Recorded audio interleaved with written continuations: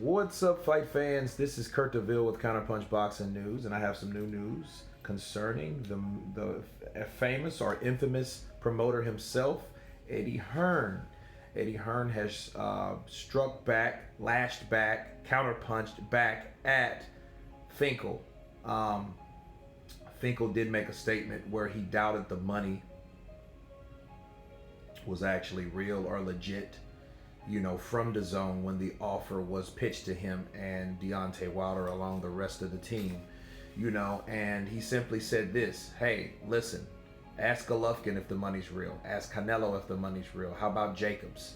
How about Andrade? How about anyone that signed to Dazn'S? Ask them if the money's real or not, and that pretty much shut that shit down quickly, because a lot of those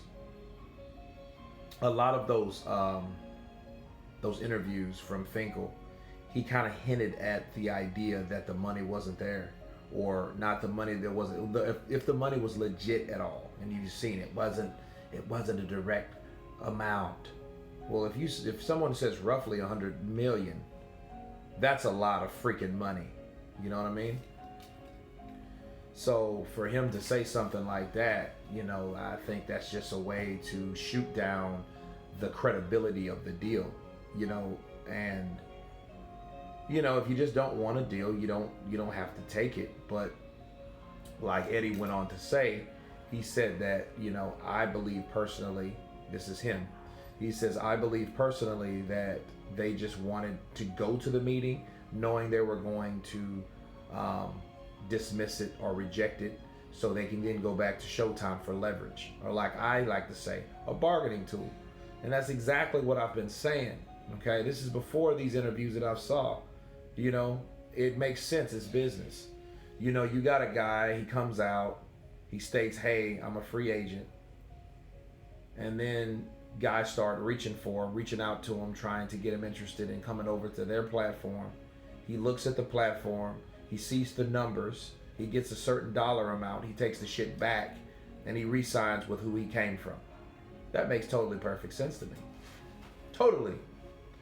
So yeah, so I don't think, I think what Finkel was doing is just trying, just trying to shoot down the deal and the credibility of the deal, because even though it's John Skipper, Eddie Hearn is still the promoter of Anthony Joshua, and that's what they were now signing for. So they're looking they're looking for the man behind the man, and it really ain't the man behind the man. The man behind the man is the person they talked to, which was John Skipper. But they're still referring to Eddie Hearn because of this big grudge or something, this hatred, this inability to get along and communicate and to do real, true business. But it's personal. You know what I mean, at this point. So despite what Deontay Wilder says, this is personal. Those guys don't like each other, and because they don't like each other, I think that is maybe 50% of the reason why the fight doesn't get made.